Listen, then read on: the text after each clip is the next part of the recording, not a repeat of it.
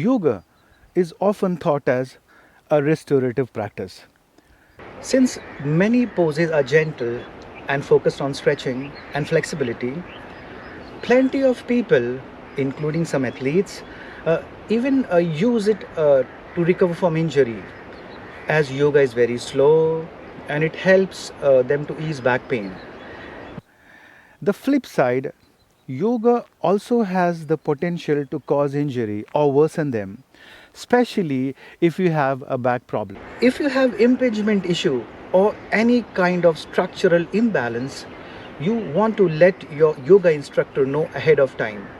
Uh, People with back pain can certainly practice yoga, but there are several poses.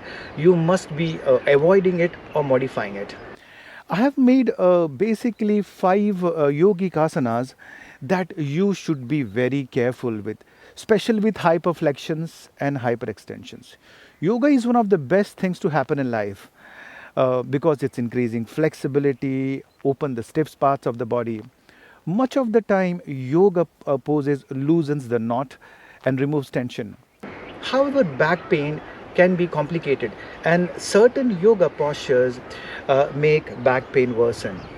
Below are five poses, not bad for everyone, but that can definitely problematic uh, uh, those who already have those already who are dealing with serious back pain. The first posture is camel. Now, if you see camel, what I am doing, I'm compressing my back muscles, right? So this is a hyperextension. It's all definitely stretching the abdomen, the rectus abdominis, but it's also compressing the back muscles. If you do attempt this pose, be sure that you keep a lower back support with your hands and you ease it slowly into it. The next one is the full wheel pose or chakrasana. Now, you shouldn't be attempting this posture at all unless you are intermediate to advanced yogi. It requires a high level of flexibility. However, even if you have the experience, you should be just be careful if you're suffering from back pain of any kind. Yes, it's a good heart opener, it's opening the front side of the body, but it does a lot of extreme pressure on your back and spine, and especially when the core is not active. Suppose if I'm doing a chakrasana, right, and I'm holding it there. Now, if I do this, now if you see there's a lot of compression happening on my back, I can feel it. And it's directly impacting my lumbar spine. Do a bridge pose, a very same simple extension of the spine. That's still worth it. But see that you keep your spine more neutral. And now let's talk about the boat pose. Now, if I talk about the boat pose, right now, this is a bit of moderate, but if I do it like this and I hold it, right, now I maintain it.